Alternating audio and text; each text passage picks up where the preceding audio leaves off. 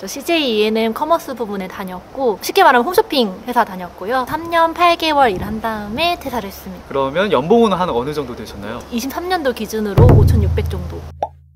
준비 자체는 진짜 되게 절실하게 준비를 했어요. 뭔가 고3 때 대학교 가고 싶은 마음으로 대학교 졸업하자마자 취직을 해야지 그쵸. 그게 성공이라고 생각을 했었어요. 어쨌든 지금까지 뭐 고등학교, 대학교, 그 다음에 회사 요게 그냥 일반적인 수순이라고 생각을 했었으니까 대학교 가고 싶은 마음으로 회사를 준비했었고 그래도 그 문화를 많이 경험하셨던 분이 추천을 해주시고 제가 좀 멋있게 생각했던 선배 두 분도 그 회사에 간 거예요. 그분들이 제가 봤을 때는 뭔가 롤모델이잖아요. 맞아, 롤모델 이런 거였기 때문에 그냥 생각 없이 그냥 거기 가야 된다라고 생각을 했어요. 일단 나도 저 선배랑 저 사람이 너무 멋있는데 네. 저 사람처럼 되려면 난 일단 CJ ENM 가야 된다.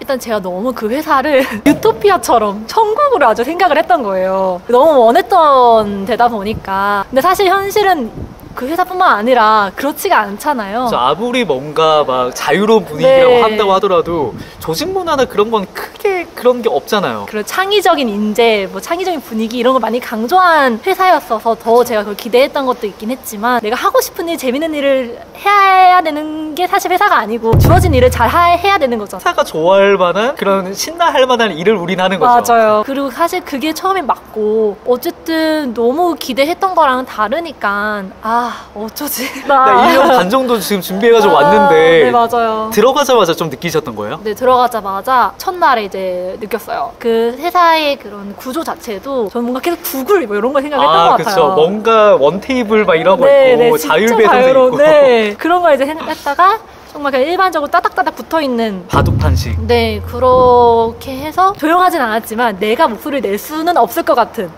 그런 뭔가 분위기가 있으셨구나. 네, 그런 분위기를 저 혼자는 그렇게 느꼈습니다. 일이었어요. 보통 이제 일, 사람, 돈 중에 뭐 하나라도 맞아야지 맞아요. 다닌다고 하니까 공감이 안 됐어요. 원래 근데 CJ ENM 들어가고 싶으셨던 이유가 네. 그 직무를 하고 싶어서 들어가셨던 거 아니에요? 맞습니다. 그건 맞고 근데 제가 진짜 어렸던 게 이 일이 어떤 일일 거야까지 생각을 못했던 것 같아요. 가면 장땡. 그냥 나는 어쨌든 홈쇼핑, 방송에서 네. 판매하는 이런 걸 하겠구나 러프하게 생각을 했는데 막상 가보니까 좀 뭔가 많이 달랐던 거예요? 그쵸. 그때는 진짜 우리가 대학교 때 과 고민 없이 그냥 점수 맞춰서 가는 그런 느낌으로 그래서 그게 좋아 보이고 잘할 수 있을 것 같아서 일단 갔는데 일 자체가 재미가 없다기보다는 결정적으로는 제가 해야 되는 일이 저한테 들어온 상품을 잘 파는 게 제가 해야 되는 일이었어요. 근데 그 상품 중에서 물론 좋은 상품도 있지만 그 상품들을 어떻게든 잘 포장해서 판매해야 되는데 저는 이게 안 되는 거예요. MD의 어떻게 보면 기본 덕목이잖아요. 네, 그쵸. 잘하는 MD라면은 어떤 게 들어와도 그거를 잘 소화해내는 게 능력인 건데 난 그걸 잘 못하니까 진짜 무능력하다 이런 생각이 많이 들어서 스스로도 자책을 많이 했고 그래서 노력을 많이 했었어요. 근데 결과적으로 저는 그게 안 되는 사람이더라고요. 내가 여기에 몰입이 안 되고 의미가 없다 보니까 좀 열정을 불태워보려고 했는데 안 되는 거죠. 그쵸.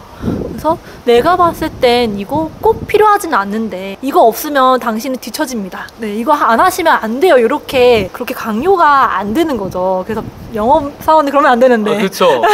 팔아야 되는데. 팔아야 되는데. 그래서 아무리 노력해도 이건 좀 맞지 않은 일이구나 라는 생각이 많이 들었습니다. 지금 홈쇼핑 보세요? 잘 안 보죠. 그쵸. 그래서 홈쇼핑 저도 사실 홈쇼핑 준비한다고 봤지 원래 홈쇼핑을 보진 않았었고 뭐 많은 고객들도 홈쇼핑을 많이 안 보기 때문에 조금 산업 자체가 하락기에 있는 산업인 거는 맞아요. 근데 그래가지고 뭔가 정말 열심히 노력을 하고 나랑 협력사 그리고 여러 사내 분들이 다 프로젝트를 노력을 하는데 뭔가 우리들만의 대잔치인 것 같은 거예요. 우리가 아무리 노력해도 다른 사람들은 별로 인정도 안 해주는. 네, 아무리 노력해도 몰라, 안 봐. 안 보니까 뭐 어떻게 노력을 해봤자인 거죠. 제가 오늘 이제 방송들을 2번 정도씩은 이제 방송을 하는데 오히려 열심히 해서 문제였던 것 같아요. 방송을 좀 재밌게 만들어 보려고 뭐 스튜디오는 요렇게 꾸미고 뭐 상품 판넬 같은 것도 더 예쁘게 만들고 했는데 사람들이 안 봐주니까 오히려 그냥 하던 대로만 하면은 상관이 없었을 텐데 네. 결국에 나오는 성과는 미미하니까. 맞아요. 전반적인 회의감도 좀 많이 들었어요. 저의 일을 많이 가르쳐주고 좀 의지를 많이 했던 선배가 그 선배는 진짜 오래 다닐 줄 알았거든요. 네. 와, 저렇게 열심히 잘할 수 있구나 라는 걸 많이 몸소 보여주셨던 분이 퇴사를 하셨어요. 갑자기요? 그때쯤에 많은 분들이 좀 다 퇴사를 했었어요. 사업이 지다 보니까 인센이 안 나왔어요. 처음으로 안 나왔다고 하는데 근데 전 한 번도 입사해서 인센을 받아본 적이 제대로 받은 적이 없었거든요. 네. 저로서는 그렇게 인센을 받아본 적이 없었으니까 몰랐는데 그 선배들은 이제 1, 2년 인센이 안 나오니까 탈출을 하기 시작하신 거죠. 그래서 뭔가 유능하고 정말 따르고 싶다고 생각하는 선배들이 대거 나가고 나가기 전에 뭐라 하셨어요? 빨리 나가라. 근데 저는 그 스트레스가 좀 비교적 일찍 왔어요. 몇 년 차에 오셨어요? 거의 입사와 동시에 퇴사를 고민했기 때문에 근데 꽤나 오래 다니신 거 아니에요? 3년 8개월이면 바로 나가면 루저 같다는 생각이 들어가지고 못 버티고 나가는 것처럼 네. 보이니까 잘한 다음에 난 여기까지 했고 잘했어 라는 게 스스로 인정이 될 때쯤 나가자라는 게 목표였고 그래서 보통 저 딱 대리 달고 지금 퇴사한 케이스거든요. 그래서 대리까지는 달자. 3년 차도 아니고 4년 차 정도는 하고 나오자. 네. 그게 거의 처음부터의 목표였고 제가 가졌던 퇴사에 대한 스트레스는 내가 이거 못 버티면은 루저다. 오히려 네. 그리고 막상 다른 걸 했으면 좋겠다라고 생각했지만 뭘 할지는 몰랐어요. 대충 떠오르는 게 있었는데 그거를 위해서 퇴사할 만한 용기도 없었어요. 정말 하고 싶은 거 생기면 그때 그걸 시작을 해보자. 친구들이나 선배들한테 좀 비교적 일찍부터 퇴사에 대한 고민을 좀 털어놨었고 그게 결국 비밀이 없잖아요. 말하기 되게 재밌는 거리잖아요. 안주거리고 네, 안주거리로 잘 올라올 수 있는 거고 사람 마음이 그러니까 다 내 맘 같지 않기 때문에 제가 빌런이었을 수도 있겠다는 생각이 들었어요. 잘 다니고 있는 사람한테 내가 이 회사 싫어, 나 퇴사하고 싶어 라고 말을 하는 게 어떻게 보면 되게 예의가 없는 행동이란 걸 점점 이제 깨닫고 그 다음부터는 그런 말을 이제 안 하려고 했지만 어쨌든 회사에서 퇴사 바로 한 달 전이 아닌 이상 퇴사에 대한 얘기는 안 하는 게 이것도 좀 다 제 잘못이에요. 제가 너무 사람을 믿었어요. 별로 아직 그렇게 신뢰관계가 형성되어 있지 않은 분한테 그분이 먼저 저한테 이제 이 회사가 조금 이렇다, 딴 데를 가고 싶다 이런 얘기를 하셔서 살짝 물꼬를 튼 거죠? 네, 물꼬를 트셔서 저도요. 저도 이런 고민이 있어요. 말씀을 드렸는데 그거를 이제 이야기를 하신 거예요. 네. 구체적인 플랜이 있다고 한다. 네, 구체적인 플랜 몇 월까지 생각한다 이런 것까지. 구체적인 내용까지 다 말씀을 하셨던 거네요, 그분한테. 네. 팀장님이 뭐라고 안 하셨어요? 팀장님이 저한테 많이 실망을 하셨죠. 구체적인 계획까지는 말씀을 보통 안 드리는 게 맞잖아요. 그쵸. 배신감이네요. 네, 배신감이 되셨죠. 좀 많이 난감했어요. 그러니까 숨긴 건 맞죠. 그거를 뭐 어떻게 왜 하나를 다 얘기를 해요? 그쵸. 그거를 그렇게 말하면 안 되는 거니까. 조금 서먹서먹해졌고. 네, 그런 사건이 있었습니다. 그게... 퇴사 이야기는 절대 하지 마세요. 진짜 퇴사 날짜가 잡혀도 사실 안 하게 될 수도 있어요. 그쵸. 그렇기 때문에 진짜 퇴사 날짜를 잡고 보통 한 달 전에 인수인계해야 되니까 그 전에는 제발 아무한테도. 그래서 제가 좀 잘못했던 것 같습니다.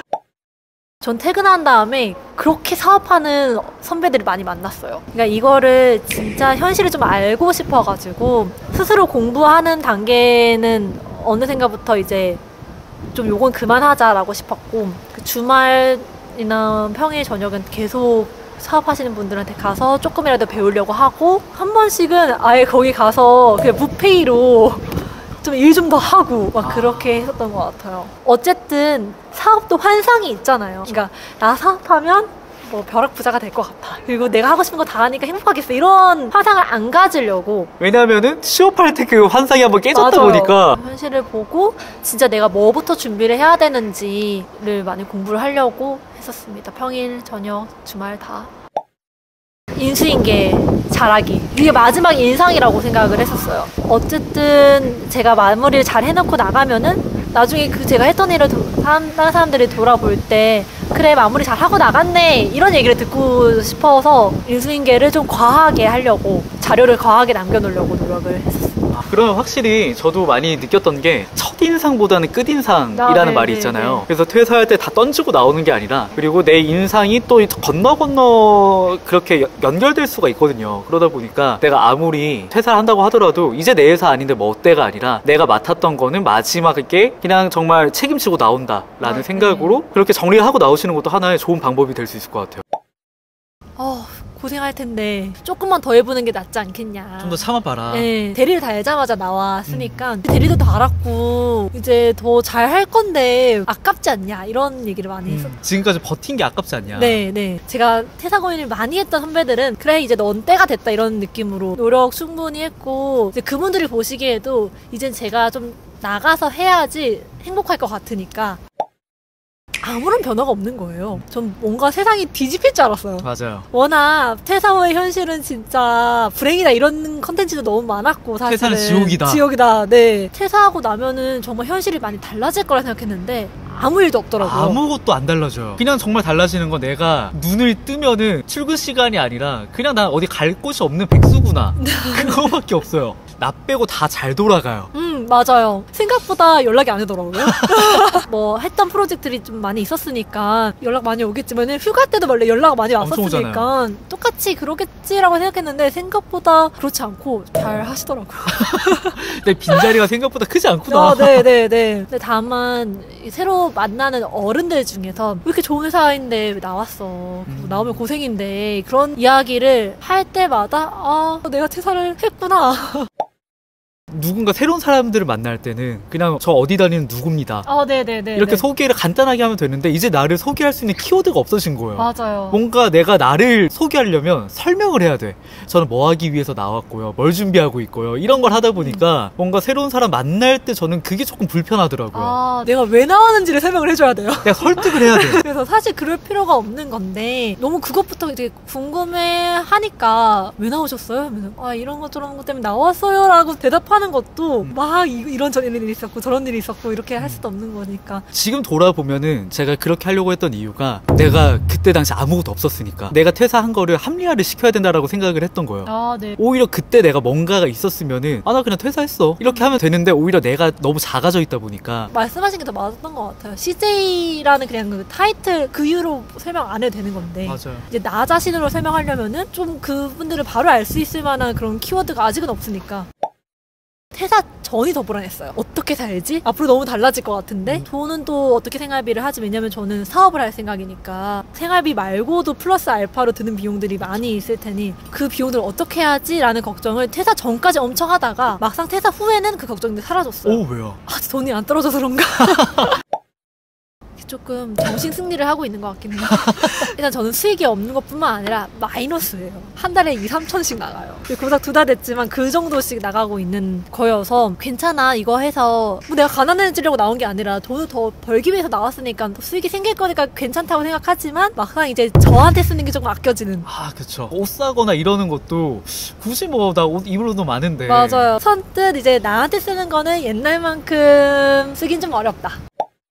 저는 제 루틴이 망가지는 게 불안했어요. 회사는 어쨌든 가야 되고 가서 일을 해야 되고 그런 울타리가 있었던 거죠. 울타리가 있고 눈치 봐야 될 사람들이 있었는데 지금은 제가 그냥 오늘 나버리면은 그냥 끝이잖아요. 그냥 놀아도 되고 아무것도 안 해도 되고 하는 건데 안 되는 거잖아요. 그러고 싶지 않고. 그쵸. 그래서 이 루틴을 지키기 위해서 혼자서 지금 아예 공유 오피스 같은 데 빌려가지고 일을 하고 있거든요. 사무실도 지원받은 것도 있고 매일 10시부터 7시는 일단 앉아서 일을 하고 무조건 어떤 일이 있어도 또 옷도 잘 갖춰 입고 출근하듯이 생활을 하려고 하는, 그리고 이게 깨지면은 안 된다의 그런 불안함? 퇴사하기 전에 연습을 해왔던 것 같아요. 퇴사하기 전에는 주말이 지금의 일상이었어요. 늦어도 8시는 일어나서 12시까지 어떤 걸 제가 목표했던 걸 했거든요. 그 주말이 이번에는 이제 평일까지 이어지는 느낌이어서 아직까지는 그 습관을 잘 유지하고 있고, 일부러 아직 뭣도 없지만 직원을 일부러 뽑았어요. 지출이 많을만 하네요. 네. 직원을 뽑아서 계속 눈치 볼 사람 일을 만드는 것 같아요. 내가 뭔가 움직일 수밖에 없도록 만드는 거죠. 네. 그래서 그 분이랑 한 약속도 있고 우리 몇 시에 출근해서 몇 시까지 일하자 이게 있으니까 그렇게 해서 지금까지는 잘 지켜오고 있습니다. 이거 깨지면 힘들 것 같아요. 시작 자체는 저희 엄마가 3년 전부터 시작했던 일이었어요. 엄마가 지금 할머니가 아프신 다음부터 할머니를 좀 돌보기 시작을 하셨는데, 어르신들을 위한 식기가 없다. 유아용 식기는 정말 많이 있는데, 그러니까 우리 엄마를 위한 거는 없으니까 내가 좀 만들어봐야겠다고 해서 어느 날부터 그걸 도예를 하시기 시작했고. 갑자기요? 네. 어떤 대학교에 가서 3D 프린트를 하시기 시작했고, 그런 것들을 이제 보면서 고생을 하고 계시니까. 왜냐면은 저희는 이런 정보를 빨리 찾을 수 있잖아요. 그쵸. 근데 엄마는 찾고 찾다가 지금 서울에 있지만 뭐 수원에 있는 대학교까지 가가지고 3D 프린트를 하시고. 네. 그러다 보니까 엄마 좀 도와줘야겠다라고 생각을 했던 게 거의 첫 시작이었고, 근데 하다 보니까 이거는 되겠다. 어느 정도 가능성이 보인다. 네, 공감도 되고 의미도 있지만 시장도 있다라고 생각이 들어서 실제로 검색을 해봤더니 그 관련 제품이 없는 거죠. 네, 있고 있다고 하더라도 너무 과한 디자인들이에요. 네, 막 칭칭 감아야 되거나 생활에서 쓸만한 그런 식기가 아니라 되게 거추장스러워. 네, 그런 것들이어서 그래서 좀 자연스럽게 합류를 하게 되었고, 제가 찾았던 거는 대구시에서 하는 홈커밍 대구라는 그런 지원 사업이었어요. 2주 동안 캠프 형식으로 진행한 다음에 1, 2, 3등을 뽑고 회사랑 오피스텔을 지원해주고 지원금도 이제 등수에 따라서 몇 천만 원 단위로 지원해주는 그런 프로그램이었어요. 이제 결과적으로 2등을 한 다음에 이제 내 사업 모델이 시장과 맞고 내가 좀 잘 해낼 수 있는 사람이 맞구나라는 거를 조금 검증을 하고 그렇게 시작을 했었습니다. 만약에 내가 여기서 순위권에 들면 하는 거고, 아니면 난 아직 덜 됐다, 반대로 말하면 조금 더 버티고 그럼 때가 안 된 거라 생각했는데 잘 나왔고 확신을 갖고 나왔던 것 같습니다. 지금은 할머니랑 엄마랑 같이 식기들을 만들고 있어요. 그래서 숟가락부터 지금 만들고 있고, 어르신 분들을 위한 거잖아요. 그래서 요양원이나 실버타운 이런 데 가서 계속 어르신들이랑 소통하면서 만들어가고 있는 과정입니다. 그러면은 현실적으로 수익은 어느 정도 되나요? 현재 수익은 한 달에 마이너스 한 2,500? 지금 퇴사하신 지 2달 정도 되셨다고 네, 하셨잖아요. 네. 마이너스 한 5천 정도. 네, 그 정도 됩니다. 사실 힘들지가 않아요. 그러니까 물론 이슈야 매번 있잖아요. 그래서 근데 그거를 문제라고 받아들이면은 진짜 문제인 거고, 이걸 그냥 하나의 과정이라 생각하면은 과정인 건데, 지금은 그냥 그게 다 과정처럼만 느껴져요. 회사에서는 되게 막 머리 터질 것 같은 그런 일이었을 것 같아요. 만약에 지금 이 일이 회사에서 있었다면. 온전히 내 걸 만들어 나가는 과정이니까. 지금 저는 제가 원하는 환경을 만들어가면서 하는 거잖아요. 예전에 회사에서는 주어진 환경이었고, 그래서 이 환경이 내가 좋아하는 환경이기 때문에 뭔가 스트레스가 와도 스트레스로 받아들여지지 않는 것 같아요. 막 인스타 같은데 제가 막 지금 어떻게 하고 있는지 올리면은 사람들이 왜 걱정을 해줘요. 힘들겠다, 고생한다 하는데 그렇게 느껴지진 않아요. 그 원천이 어떤 건 것 같아요? 내가 원하는 일을 좋아하는 사람들이랑 하고 있어서. 왜냐면 회사는 내가 선택할 수 있는 게 아무것도 없잖아요, 사실. 네. 주변 사람도, 상사도, 여기서는 일도, 동료도 내가 선택을 할 수 있다 보니까. 맞아요. 동료가 엄마랑 또 할머니니까 그거에 대한 그런 사랑과 믿음에 대한 또 책임감? 이런 게 있어서 뭔가 뒤쳐져 있을 수가 없어요. 어떻게 해서든지 열정적으로 해내야 되는 거고. 네. 살아남으려고. 왜냐면 지금 만들고 있는 게 식기 상품인데, 이게 저희가 처음에 뭐 우리 아이디어 스스로 좋다고 생각을 해도 좋으면 좋을수록 카피가 될 수 있는 거니까 이 이야기를 지켜야겠다는 생각이 많이 들었어요. 그래서 지금 내가 하고 있는 과정, 나의 생각 좀 최대한 많이 공유를 해야겠다라고 생각하면서 시작을 했었습니다. 네, 성과가 있었어요. 저는 이제 저 인스타그램 통해서 한 달 안에 1,000명 정도 팔로워를 만들어보자가 1차 목표였었는데, 그거는 딱 한 달 안에 한 1,300명 정도 해서 저희가 정한 목표 대비해서는 좀 초과 달성을 했었거든요. 좀 공감이 많이 됐던 것 같아요. 그냥 많은 분들한테. 조회수가 얼마나 나온 거예요? 27만 나오고 저장을 한 500명 가까이 해주셔서 저는 저장했다는 게 더 놀랐어요. 내 이야기인데. 네. 그래서 제가 어떤 마음을 가지고 사업을 시작을 했는지 그런 거고, 하나도 멋있지 않았거든요. 오히려 찌질한 게 먹히더라고요. 네. 꼭 포장을 하거나 꼭 멋있어야 될 필요는 없다라는 생각을 많이 했었습니다. 각을 안 잡았으면 좋겠어요. 오히려. 네. 나 할 거야? 이제부터 시작? 이렇게 하면은 오히려 뭘 더 하지? 어떻게 좀 포장을 해보지? 이런 고민을 자연스럽게 더 하게 되는 것 같은데, 저도 그랬고, 그런 마음 없이 그냥 내가 나의 자신을 좀 많이 표현을 해야겠다. 그런 마음으로 시작하는 게 오랫도록 할 수 있는 방법이라고 생각합니다. 그리고 일단 스타팅하기가 쉬워요. 네.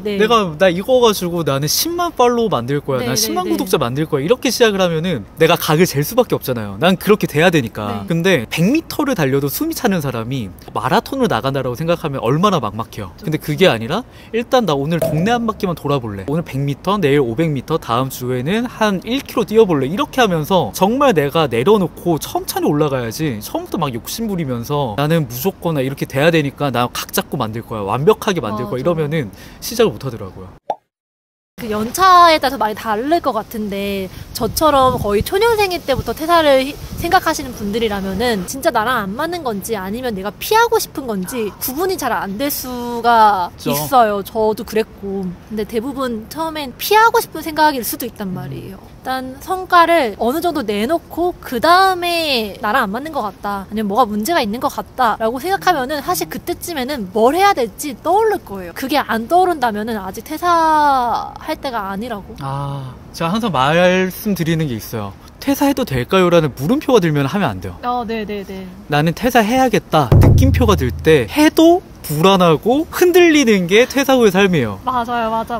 그러다 보니까 말씀을 주신 것처럼 내가 좀 회피를 하고 싶은 건지 아니면 진짜 내가 원하는 게 분명해서 나가고 싶은 건지 이거를 확실하게 하시고, 내가 좀 하고 싶은 게 분명하게 있을 때 좀 과감하게 선택을 할 수 있지 않을까, 그때 선택을 할 때 내가 후회 없지 않을까라는 생각을 합니다. 절대 떠밀려서 하면 안 되고. 또 떠밀려요 그러면? 네. 그러면 또 시작이고. 저는 제가 좀 우리 대한민국 교육의 좀 피해자라고 생각하거든요. 왜냐면 중학교 때는 외고에 가고 싶었고, 외고에 가니까 뭐 서울의 어떤 대학교도 가고 싶었고, 대학을 나오면 또 대기업을 가고 싶었고, 그 퀘스트를 열심히 깨왔어요. 거기 안에 별로 고민을 많이 안 했어요. 내가 이과를 꼭 가고 싶다기보다 내가 꼭 이 회사를 가는 게 그 좋을 것 같아서 가는 거였지, 진짜 나를 고민하고서는 선택한 게 아니었거든요. 근데 이제 막상 회사에서 다음 퀘스트가 없으니까, 제 사춘기가 사실 입사하고서 이제 사회인이 된 다음에 사춘기가 시작됐다고. 난 뭘 원하지? 네. 난 뭘 좋아하지? 다 열심히 해왔는데 거기서 성과를 내려고 노력을 해왔고, 거기서 나름 잘했던 사람인데 왜 내가 흔들리고 뭘 해야 될지 모르고 스스로 루저 같은 생각이 들고, 그래서 그 사춘기를 이 회사 다닌 4년간 겪었어요. 청소년 때 해야 되는 것처럼 뭘 잘하고 뭘 좋아하고 이런 거를 회사 다니면서 경험하고 선배들이랑 이야기하면서 깨닫게 된 거였기 때문에 결국 퇴사 직전에는 내가 뭘 해야 될지 그게 명확하게 그려지는 구조였고, 그렇지 않다면은 아직 그 사춘기 남아있는. 왜냐면은 저도 사춘기를 그때 겪었던 것 같아요. 오히려 회사 다니면서 저도 근데 그거를 엄청 고민을 했었어요. 내가 이거 피하고 싶은 건가? 내가 이거 진짜 원하는 건가? 이거를 2년 동안 고민하다 보니까 답이 나왔던 거죠. 저도 한 가지 지론 중에 하나가 그거였던 것 같아요. 퇴사는 도망치면 안 된다. 도망치면은 똑같은 상황이 오면 똑같이 도망치고, 똑같이 이 정도의 힘듦이 오면 똑같이 회피한다. 맞아요. 그게 엄청 컸던 것 같아요, 저도. 지금 저희 숟가락부터 만들고 있거든요. 이걸 이제 12월에 출시를 할 거고, 그때 이제 원금 정도 회수했으면 좋겠습니다. 큰 거 바라지 않는다. 네. 그리고 사실 수익성이 그렇게 좋은 모델은 솔직히 아니에요. 그리고 그러려고 생각했던 브랜드도 아니었고 해서 그냥 이 상품이 잘 만들어졌고 잘 쓰임을 받았으면 좋겠다 정도가 올해의 목표고, 이제 내년부터는 저는 좀 팀에 대한 욕구가 있는 것 같아요. 좋은 팀을 만들고 싶다. 식기 브랜드이기 때문에 반찬통이나 그릇 같은 것도 이제 다 만들어 나갈 건데, 이런 걸 같이 함께 할 수 있는 좋은 팀원들을 만나서 일을 하고 싶다라고 생각을 하고 있습니다. 제가 받았던 월급은 당시 퇴사할 때 퇴사 전 400만 원 정도 받았고, 그 해에 나왔던 성과급이 한 1,500만 원 정도를 받았던 것 같습니다. 처음 입사했을 때는 좀 꿈만 같았죠. 왜냐면 제가 정말 원했던 회사였거든요. 제 주변 사람들한테는 그 회사가 최고의 회사였어요. 처음 합격했을 때는 이제 꽃길만 걷겠구나, 이제 어깨에 뽕이 좀 가득 차가지고 되게 근자감이 막 가득 찼던 시기였던 것 같아요. 뭘 하든 난 될 놈이다, 인정받아서 좀 높은 곳에 올라가고 싶고 막 에이스가 되고 싶고, 이런 욕심도 냈던 것 같아요, 처음에. 퇴사 이유가 어떻게 되셨나요? 뭐 여러 가지 복잡한 그런 에피소드들이 있었는데, 제 위로 선임과 상사분이 계셨는데 그분들이 어떻게 비슷한 시기에 다른 데로 인사 이동이 되신 거예요. 역할과 제 업무를 제대로 수행하지 못하는 상태에서 새로운 분들이 들어오긴 했지만 그분들도 일을 제대로 모르시는 상태였어요. 당시에 저는 막내급이라서 막내가 해야 되는 잔업들도 해야 되는데, 거기다가 이 상사분이 선택해야 되고 결정해야 되는 일들까지도 저한테 갑자기 업무들이 밀려오면서 물리적으로 제가 처리할 수 없는 업무들이 계속 쏟아지다 보니까 부담이 너무 커졌던 것 같아요. 나 지금 업무가 너무 많고 부담이 되니까 좀 도와주세요, 못하겠습니다 라고 말을 했어도 됐을 텐데, 그때 제가 무슨 자존심이었는지 뭔가 신입사원이지만 나는 해내는 걸 보여줄 거야. 뭔가 야망이 있었던 것 같아요. 계속 하나 둘 이틀씩 그 업무들이 쌓여가는데 그거를 철회하지 못하고 회사 가는 것 자체가 좀 부담이 되셨을 것 같아요. 이제 퇴사하기 직전에는 공황장애처럼 증상이 나타났어요. 내가 이거를 소화할 수 없겠다라는 생각이 드니까 일단 회사 가는 것 자체가 좀 두려워지고, 전화를 받으면 제가 좀 벌벌 떨면서 전화를 받고 있거나, 정신적으로도 내가 내 모습을 잃어가고 있는 것 같은 거예요. 아, 여기서 더 다니다 보면 진짜 몸도 마음도 좀 병들 수도 있겠다, 이런 생각이 들어서 퇴사를 선택하게 됐습니다. 제가 이제 20대 초반에 뉴질랜드로 워킹홀리데이를 1년 다녀왔었는데, 그때 막연하게 나중에 기회되면 이 나라에서 살아보고 싶다라는 정말 막연한 꿈을 갖고 있었거든요. 뉴질랜드 가서 살자. 그래서 이민을 준비하기로 결심을 했어요. 갑자기요? 네. 근데 마음속으로 담아는 두고 있었지만 오랜 기간 동안 내가 꿈꿔왔던 삶인 거죠, 그게. 그렇죠. 근데 그게 현실로 이루어질 거란 기대는 안 했고, 그냥 기회 되면 언젠가 살아보고 싶다였는데 고민할 생각도 못 했던 것 같아요. 근데 힘든 현실을 벗어나서 내가 해보고 싶었던 걸 해봐야겠다, 뭔가 해방감을 느끼고 싶었기 때문에. 그 생각하셨을 때 어느 정도 현실 가능성 있다라고 생각이 드셨던 거예요? 사실상 현실 가능성은 크게 따지지 않았던 게 제가 긴 시간 방황했던 이유인 것 같아요. 뉴질랜드는 바로 가진 않았고요. 제가 또 충동적으로 세계 여행을 떠나게 됩니다. 갑작스럽게 퇴사를 하고 시간과 돈과 여유가 생기니까. 일단 뉴질랜드는 갈 건데 언제? 가기 전에 일단 먼저 세계를 난 경험해야 된다.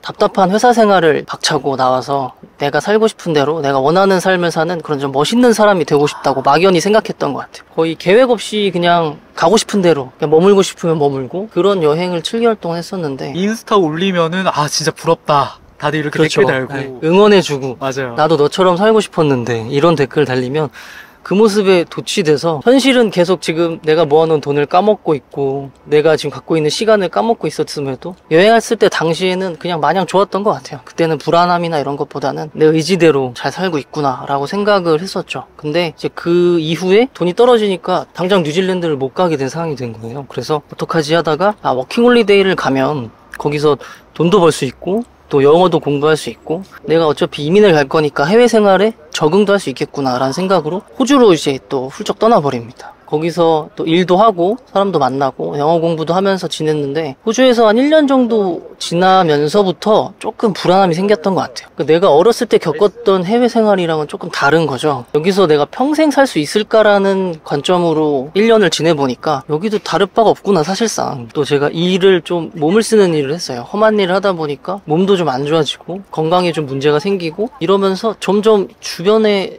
가까웠던 사람들이 그리워지더라고요. 그때 이제 다시 돌아가야겠다는 생각을 했던 것 같아요. 진로에 대한 고민을 좀 많이 했었죠.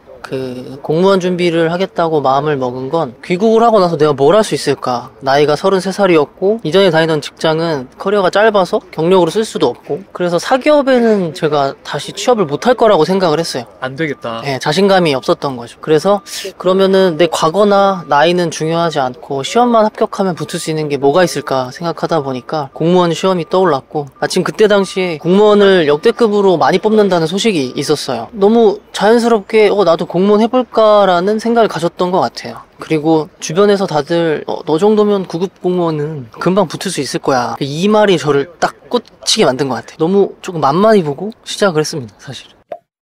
일단은 아까 말씀드린 것처럼 너무 만만히 보고 시작을 했기 때문에 첫 시험을 보고 조금 놀랬던 것 같아요. 이 정도 노력 가지고는 붙을 수 있는 시험이 아니구나. 시험에서 결과적으로 떨어진 이유라고 생각을 하는데 당황을 했어요. 예전처럼 그냥 공부를 해서는 안 되는구나. 마치 문제 푸는 기계처럼 문제를 보면 답이 딱딱딱딱 나와야 되는 수준까지 공부를 해야 되는구나. 이거를 깨달았을 때 내가 이걸 꾸준히 할 수 있을까? 왜냐면 그만큼 간절함이 없었던 것 같아요. 공부를 한 지 한 1년 반?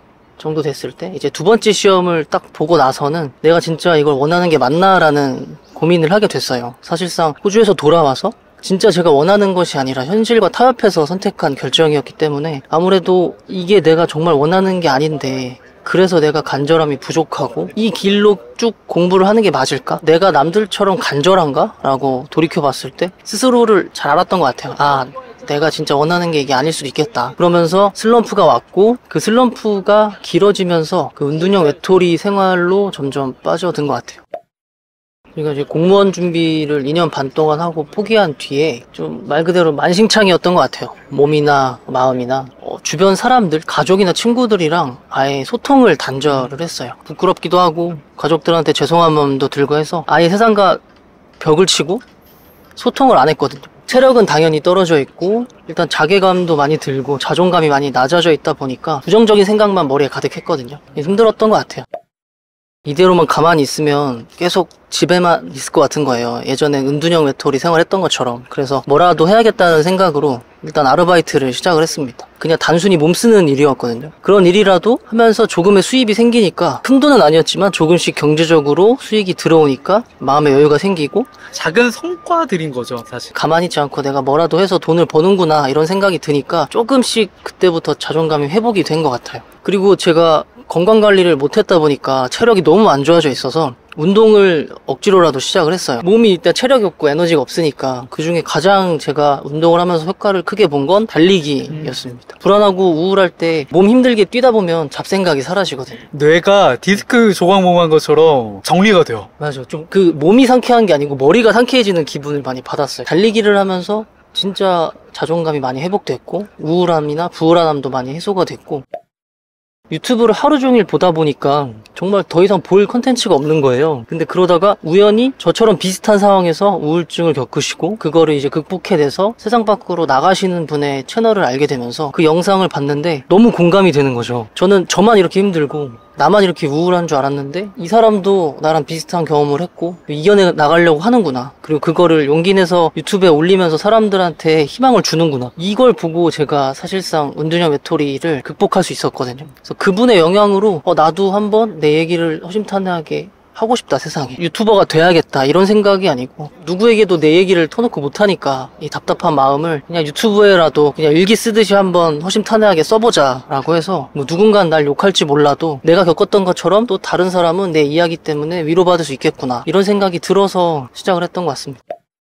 저는 제 영상을 보고 저를 욕하거나 비난하는 사람들이 많을 줄 알았는데 의외로 저를 응원해 주시고 저랑 비슷한 사연을 갖고 계신 분들이 공감이 된다, 위로가 된다, 고맙다 이런 댓글들을 많이 달아주시면서 그런 걸 보고 많이 위로가 되고 거기에다가 가끔씩 저한테 제안이 오거든요. 뭐 광고 제의라든지 아니면은 인터뷰를 요청해 주시는 분도 계신데 별로 사소한 일일지 모르겠지만 저한테는 그런 뭐 광고 제안이라든지 댓글 하나하나가 엄청 소중했거든요. 제안을 해주신다는 것 자체가 내 이야기를 했을 뿐인데 누군가에게 가치를 줄 수 있는 사람이라는 걸 뭔가 증명받는 기분이었어서 이게 그냥 단순히 취미가 아니고 누군가에게 의미가 있는 일이 될 수 있구나라는 걸 깨달으면서 자존감도 많이 올랐던 것 같아요.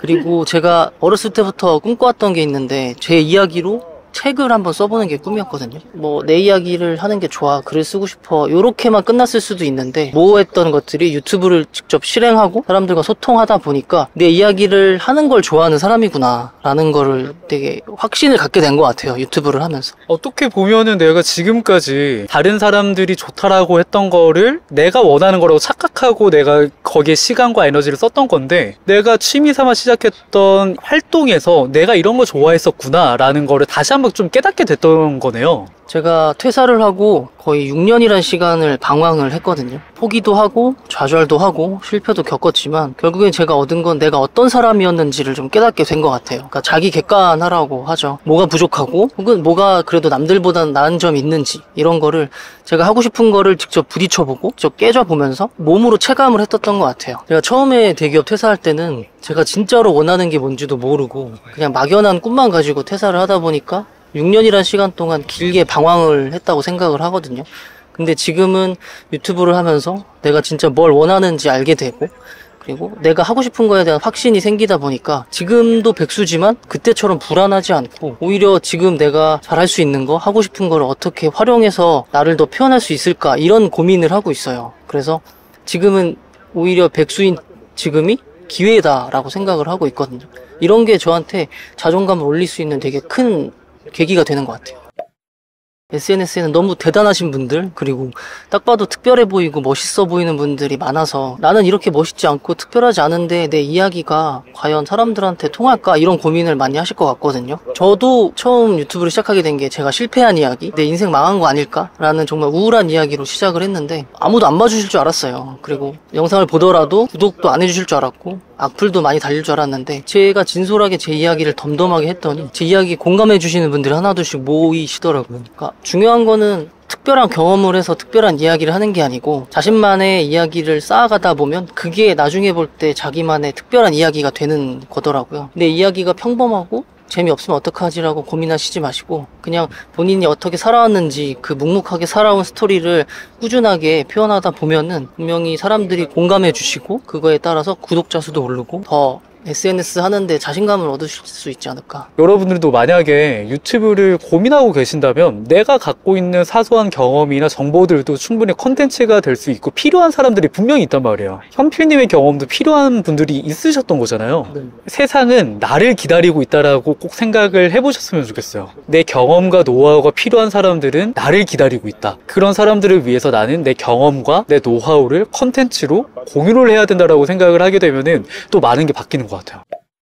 제가 항상 말씀드리는 건데 저는 대기업 퇴사한 걸 후회하진 않거든요. 근데 제가 후회하는 건 제대로 준비하지 않고 퇴사한 거를 후회를 해요. 지금 퇴사를 고민하고 계시는 분들이 있으면 일단 저처럼 회피성으로 도피하듯이 퇴사를 하지 않으셨으면 좋겠고요. 고민하면서 가장 중요한 건 내가 퇴사를 하고 나서도 그 다음 진로에 대해서 확신이 있는지, 정말 내가 좋아하는 게 있고 원하는 일이 있는지에 대한 확신이 섰을 때 그 이후에 세부적인 계획을 세우고 준비를 하고 나서 퇴사하시는 거를 추천드립니다. 제가 글 쓰는 걸 되게 좋아해서 올해는 브런치라는 플랫폼을 통해서 글을 꾸준히 써보려고 하는데요. 제가 유튜브를 하면서 제가 힐링하고 제가 위로받은 경험도 있지만 제 이야기를 통해서 많은 분들이 공감해 주시고 또 위로받았다는 그런 경험을 해보니까 내 이야기로도 사람들한테 힘을 줄 수 있고 위로 줄 수 있구나라는 걸 깨닫게 됐어요. 앞으로는 제 이야기를 글을 통해서 좀 더 많은 분들한테 전달하고 싶다. 제 이야기를 차곡차곡 모아가다 보면 언젠가 기회가 닿아서 그 이야기로 책을 낼 수 있지 않을까라는 생각이 들어서 일주일에 한 편 이상씩 브런치에 글을 써야겠다라는 게 제 목표입니다. 제가 총 4군데 회사를 다녔는데 첫 번째 회사에서는 타이어 회사 대기업이었고 거기서는 첫 초봉이 3,900 좀 안 됐던 것 같다. 그리고 이제 두 번째 회사는 패션 중견 회사로 이직하게 되면서 3년차 연봉에서 살짝 깎아갔으니까 4,000 좀 안 되는 수준으로 계약을 했던 것 같고요. 그리고 세 번째 회사에서는 직장 경력이 이제 한 7, 8년 됐을 때니까 그게 아마 4,000 중반쯤이어로 기억을 해요. 마지막으로 갔던 회사는 이제 작은 소기업이었는데 그 회사에서는 5,000 중반에 맞춰서 계약을 했다. 예. 사실은 제가 사람들의 눈이나 이런 걸 잘 의식을 안 하고 제가 하고 싶은 거, 의미 이런 게 되게 중요한 사람이에요. 늘 제 키워드는 성장. 첫 회사를 다녔을 때 패션 회사를 원래 가고 싶었는데 다 탈락을 하다 보니까 대기업 공채를. 그래서 이제 처음엔 대기업 3년만 경험해보자는 생각이 컸고 그래서 직장을 다니는데 마침 3년 차 됐을 때 제 패션 쪽에 열망을 아는 분이 연락이 와서 그 기회를 잡아서 이직을 했죠. 그래서 연봉을 깎더라도 내가 하고 싶은 걸 할 수 있는 회사로 갈 수 있다면 이라고 생각하고 이직을 하게 됐고 근데 이제 아마 내 이상과 현실은 다를 확률이 매우 크잖아요. 그렇죠. 정말 이제 이직하시는 분들 잘 아셔야 될 것 같다 생각이 드는 게 뭐가 있냐면 잘 생각하세요.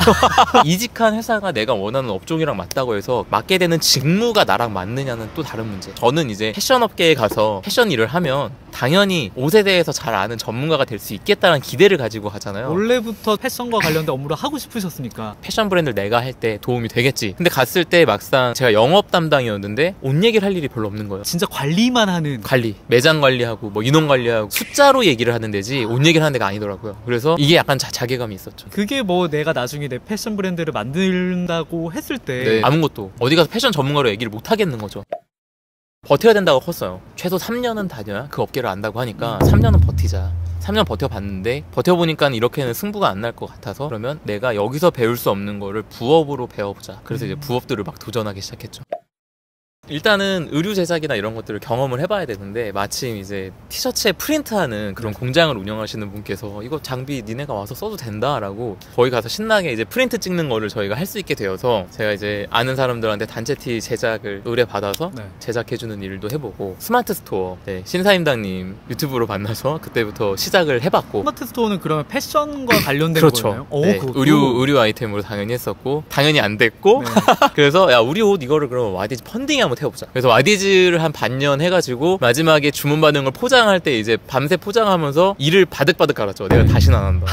왜 하자 그랬지? 돈도 안 들고. 네, 돈도 안 되고 힘은 뒤지게 들고 너무 힘들어서 다시는 안 하고 싶다 생각뿐이었던 것 같아요. 근데 이거를 네. 계속해서 하게 되신 이유가 회사에서 내가 기대한 그런 의미를 찾지 못했기 때문에. 그 자아실현이라는 것도 맞는 얘기인데 그때 당시 회사가 너무 또 지옥이다 보니까 회사를 계속 다닐 수 있을 것 같지가 않아서 회사에서 받는 그 매달 꽂히는 그 마약을 다른 수입원으로 대체해서 이걸 쫓아내자. 근데 매일 퇴근하고 집에 와서 2시간에서 4시간 주말마다 가서 쏟아 부어도 그 사업의 영역이라는 거는 쉽지 않더라고요. 그러니까 이렇게 해서 승부를 볼 수 있는 시장이 맞나라는 그런 생각이 들었던 거죠. 왜냐면 내가 기대했던 것보다 아웃풋이 못 미치니까. 너무 안 나오니까. 난 와디즈 하면은 적어도 몇천 벌 거라고 생각을 했고 네. 스마트 스토어 하면은 뭐 월천 벌 줄 알았고. 네네, 월천까지는 아니어도 그래도 뭐 월배 몇백씩은 지고 갈 줄 알았죠. 네. 다들 그렇게 얘기하니까. 다 한 달 만에 그렇게 했다고 하니까. 그래서 자괴감이 더 과중됐죠. 남들은 한다는데 난 왜 안 되지? 이것만 보고 해내는 사람들이 있다는데 또 나는 왜 안 되지? 되게 참신한 과정을 시도해보려고 많이 노력을 했어요. 네. 팀장이 저희 매장 가지고 뭐라고 했을 때 제가 가서 제가 3개월 동안 매출 매달 1억씩 찍어드릴게요. 저 이거 못하면 저 그만둘게요. 이거 해주시죠. 이렇게 받아가지고 실제로 해내고. 해내셨구나. 네네네. 네. 해내고. 근데 회사에선 그렇게 한다고 해서 막 되게 박수 쳐주고 그러진 않더라고요. 그냥 이게 끝이니까. 네. 그냥 한 번 이렇게 딱 하고 끝이야. 그 주변에서 시기와 질타에 시달리고. 그러니까 그런 방법들을 시도하는 거를 제 임원이나 그런 분들은 좋아할 수 있는데 사수나 팀장은 안 좋아해요. 내가 게임을 하는데 유닛이 내 말을 안 듣고 움직이면 그건 문제가 있는 거잖아요. 저는 그런 문제가 있는 유닛인 거예요. 얘가 지금 정찰 갈 타이밍이 아닌데 혼자 정찰을 다니고 있고 버그죠. 저는 버그예요. 그래서 제가 하는 활동에 굉장히 제지를 많이 받았고 직장이랑 어떻게 보면 되게 안 맞았던 거죠.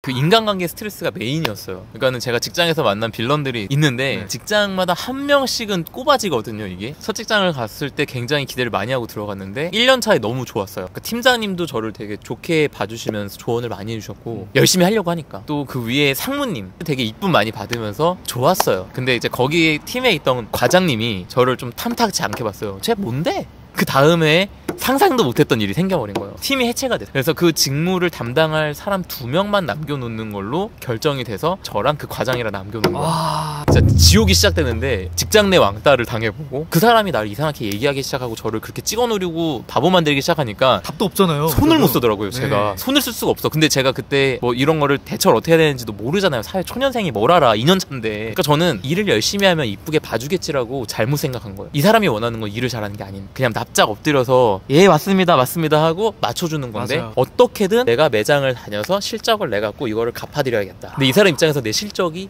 위협이었던 거예요. 그때는 몰랐어. 그쵸. 그래갖고 그때 스트레스 너무 많이 줘서 입원을 했어요. 지금 생각해보면 그게 일종의 공황 증상인데 일주일 입원시키더라고요. 그래서 입원할 때 굉장히 행복했어요. 합법적으로 쉴 수 있어서. 돌아갔을 때 돌팔굴 찾아야겠잖아요. 제가 그랬어요. 진짜 죄송한데 제가 잘 맞춰서 해보고 싶은데 제가 잘 몰라서 마음에 안 들게 하는 것 같습니다. 구체적으로 말씀해 주시면 제가 원하는 걸 말해라. 잘 맞춰서 해보겠습니다. 이렇게 얘기했더니 그때 들었던 얘기가 저를 완전한 좌절의 굴러덩이로 빠뜨렸죠. 차이가 8, 9년 났던 거죠. 네. 저희 10년차 됐을 거예요. 그분이 저한테 그러더라고요. 야 너랑 나랑 상무님 밑에서 경쟁자인데 내가 널 왜 알려주냐? 경쟁자로 보는구나. 네. 신입사원을. 네, 저는 이 사람의 지시만 따른 사람인데 그렇게 얘기하는 순간 아 이게 직장생활이 이런 거였어? 그때는 이해를 못했죠. 왜냐면은 3년은 버티자라고 생각하고 들어갔기 때문에 그러니까 몇 년 전까지 저한테 트라우마로 남아있어서 직장에서의 관계 하는 것 자체가 더 너무 무서웠어. 인간관계가. 두 번째로 간 회사가 이제 제의받아서 갔잖아요. 분위기가 정말 힘들게 했던 게 뭐였느냐 하면 분위기 좀 잡아 이렇게 지시 내려오는 게 뭔지 알아요? 갈구란 얘기거든요. 야 요즘 매출 안 나오잖아. 분위기 좀 잡어. 그러면 그냥 갈구는 군대에서 모아가지고. 보일러실로 모여 이거 같은 매일 회의가 그냥 갈굼당하는 한두 시간 깨지는 회의인데 네. 그런 데 있다 보니까 제 의견이 사라졌어요. 왜냐면 의견을 냈다가 결과가 나와도 다른 쪽으로 뭐라고 하니까 얘기를 하는 게 의미가 없는 그냥 시키는 것만 해야겠구나. 시키고만 하는. 그러니까 그 회사에서 제가 회사 생활에 회의가 많이 왔었고 이 두 번째 회사를 그만둬야겠다. 집에서 나도 모르게 한숨을 너무 많이 쉬는 거예요. 밥을 먹는데 한 숟갈 먹고 이러고 있으니까 아내가 갑자기 어느 날 숟갈 딱 뜨는데 제 손을 딱 잡더니 여보 그만둬 이러는 거예요. 그래서 그때 알바를 찾아봤어요. 근데 전화가 온 거야. 잘 지내냐면서 우리 회사 자리하는데 올래? 그래갖고 대기업 계열사였는데 기회가 돼서 갔어요. 갔는데 그 회사에서 되게 고마웠던 게 전 회사에서 했던 식으로 보고를 하니까 그래서 네 생각은 뭔데? 이렇게 물어보는 거예요. 제 생각이요? 제 생각을 얘기해 본 적이 없는 거야. 전 회사에서. 제 생각을 가져가면 네 생각 물어본 게 아니잖아 지금 이렇게 얘기를 했던데 팩트를 말하라고. 네. 근데 네 생각이 뭔데? 이렇게 물어보는 거예요. 제 생각이요? 네 생각 가져와 다시 가 이렇게 하는 거예요. 제 생각을 얘기하기 시작했어요. 그때 제 생각이 생겼죠. 그래서 작년에도 그때 그 제 사수로 있던 분이랑 통화를 하면서 참 그게 고마웠다. 덕분에 제가 지금 제 생각 얘기하고 일한다. 그러다 보니까 마지막 회사에 갔을 때는 뭐 상무님이고 이사님이고 팀장님이고 사장님이고 나한테 얘기를 하면 내 생각을 얘기를 명확하게 할 수 있는 그런 훈련이 되어 훈련이 된 상태였던 거죠. 주눅 들거나 막 얘기하는데 네네네 이렇게 일하는 게 아니라 마지막 다닌 회사가 그 전 회사에서 이제 제가 영업 직무를 이제 패션 브랜드 쪽에서 오래 했는데 자기 회사 영업을 좀 해달라. 근데 영업 형태가 좀 달랐어요. 패션 브랜드 담당으로 매장 관리나 인원 관리 성향이 좀 강했다면 새로 가는 회사는 의류 제작을 해주는 일을 따러 다니는 영업 완전 다르잖아요. 영업 네. 형태가. 그래서 내가 가서 잘할 수 있을 자신이 없다. 여기서 아무리 날고 긴다 한들 거기 가면 잘하겠냐. 본인이 운영할 회사인데 뭐 1년 차에는 성과가 안 나도 좋다. 아, 그분이 그러면 물려받을 회사셨던 거예요? 맞아요, 지인이? 맞아요. 예, 예, 물려받을 회사였고 거기를 이제 반년 정도 고민하다가 어차피 저는 제 의류 브랜드를 할 마음이 있었기 때문에 네. 어차피 이거 갈 길인데 조금 일찍 가서 배우면서 하자. 가서 자기랑 평생 잘해보자라고 얘기해서 간 거긴 한데 만 1년 3개월 채우고 권고를 받게 됐죠. 네, 퇴사를 당했다가 맞습니다. 본고사직을 당하게 된 거고. 근데 사실은 이게 이제 퇴사를 늘 꿈꿔왔던 사람이라서 네. 그 순간을 기다려왔었거든요. 그래서 그 순간이 왔을 때 되게 사실은 속으로 굉장히 기뻤어요. 살짝 네. 내가 퇴사를 저지르기에는 좀 뭔가 많은 아내가 위험부담이 있고. 예. 사실 제가 불안한 건 별로 없는데 오히려 퇴사를 하고 나면은 뭔가 몰입해서 거기에 집중해서 하고 싶다는 생각이 되게 컸거든. 하루 8시간 온전히 내 거에 집중할 수 있다면 너무 좋겠다. 그런데 이제 아내가 있고 그거는 이제 말이 안 되는 거다라고 하는데 저지르지 못하고 있다가 그 친구가 이제 저질러 줘서 속으로 굉장히 기뻤죠. 내 거를 해야 된다라는 확고한 생각? 돌아가고 싶은 데가 있다라는 건 뒤를 돌아보는 마음은 전혀 없어요. 그러니까 그거는 오히려 감사하고 내 길에 대한 확신은 아닌데 내 길을 가지 않으면 안 된다라는 내 스스로 내가 뭔가를 만들지 않으면 회사 안에서는 나는 승부할 수 없다. 그런 생각은 하게 됐던 것 같아요. 직장 생활을 잘한다는 의미는 제가 일을 잘한다는 의미는 아니더라고요. 근데 바로 윗사람이 원하는 게 뭔지, 그리고 우리 팀장님이 원하는 게 뭔지, 우리 사장님이 원하는 게 뭔지 거기에 맞춰서 그 사람들이 원하는 걸 내가 잘 맞춰줘야 되는 건데 그렇게 맞춰서 퍼포먼스를 내야 되는 거고. 그렇죠. 네. 근데 이제 직장 생활로 성공하신 분들이 이제 그런 얘기들 하시더라고요. 그런 거 하나 못 맞추면 내가 사업은 전쟁터인데 여기 나와서 사람들의 니즈는 어떻게 맞추겠냐 라고 얘기를 하니까 저도 거기서 겁이 좀 나더라고요. 내가 어디 간들 누구의 니즈는 맞출 수 있을까? 근데 그게 아니라는 걸 저는 지금 이제 많이 알아가고 있는 것 같아요. 11월 초면은 이제 현재 회사에서 권고사직을 당했는데 그때 협의를 한 게 그럼 반년 정도 육아휴직을 할 수 있게 해줘라. 애가 다음 달에 나온다. 그 정도 해줄 수 있지 않냐. 우리 정이 있는데. 네, 그래도 네가 날 오라고 한 게 있는데 그 정도는 해줘야지 않겠냐. 그래서 육아휴직이 11월 초까지 지금 되어 있거든요. 그거 끝나고 나서 11월 말부터 진짜 딱 내 수입으로 먹고 살려면 그때 맞춰서 내 월급 수준으로 월 수입을 맞춰야 된다는 생각을 하고 있어요. 그래서 지금은 거기에 맞춰서 수익이 발생하게끔 하는 것들을 지금 이제 준비를 하고 있어요. 사실 불안하죠. 처자식이 있다는 거. 아들이 이제 태어난 지 얼마 안 됐고 아내가 있으니까 그 부분이 좀 미안해서 불안한? 저는 사실 장기적인 관점에서 봤을 때 직장은 위험하다. 보시면 아시겠지만 그 윗분들한테 물어보세요. 동기가 몇 명이었나? 몇 분이 남는가? 그러니까 저는 이제 나이가 40이 됐고 제 주변 친구들이랑 얘기를 나눠봐도 다들 이제 불안하기 시작하는 나이예요. 30대들은 모르는 모르죠. 40대의 불안감이 따로 있는 거예요? 그렇죠. 그러니까 이게 나이가 가고 연차가 가면 갈수록 내 자리가 위태위태하고 경쟁자 중에 남는 사람이 몇 명 없어져 가는데 여기에서 나를 증명을 해야 되는데 그게 내가 증명을 할 수 있을 것 같지만 그게 실은 실력으로 증명하는 게 아닌 회사가 많더라. 주의해야 될 포인트인 것 같고 저 같은 경우도 마지막 회사를 잘리면서 끝났기 때문에 전 직장은 위험하다라고 생각을 하는데 세 번째 회사 그만둘 때도 저희 팀장님이 저한테 너 퇴사하고 뭐 할 거냐고 자기도 너무 불안하다고 알려달라고 막. 왜냐면 30대에는 내가 퇴사를 해도 새로운 도전을 할 수 있는 뭔가 시간과 그런 게 있는데 그렇죠. 40대는 어떻게 보면은 배수의 진 같은 느낌인 거죠. 이미 처자식이 있기 때문에 월급이 끊긴 상대로 뭔가 도전을 하기엔 너무 상황이 어렵죠 사실.